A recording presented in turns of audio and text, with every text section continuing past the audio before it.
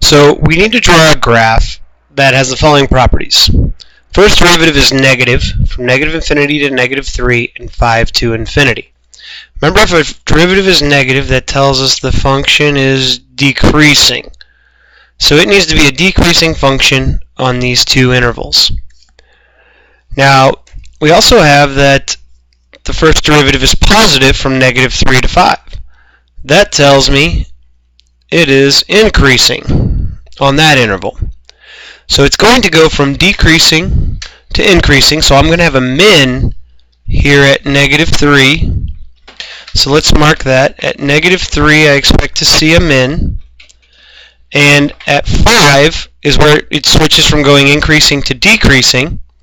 So 1, 2, 3, 4, 5, I better have a max. Now, the next thing we find out is that the second derivative is positive between negative infinity and 1. So here let's mark 1.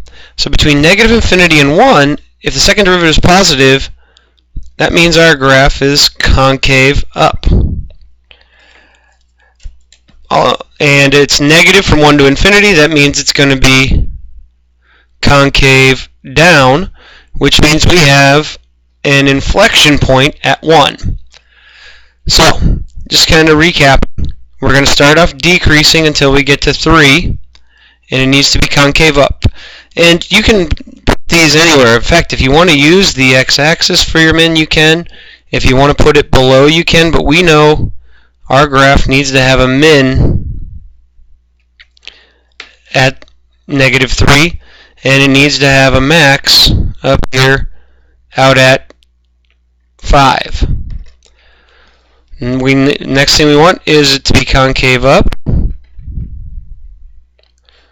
it's going to switch concavity at this point, and now it's going to be concave down. And so we have a function that is decreasing and concave up, then it switches to increasing and concave up, now it switches to increasing and concave down, and now it switches back to decreasing and concave down. So, marking those points, here is our relative min, here is our relative max, and here is our inflection point. So this graph has the characteristics that we were asked for.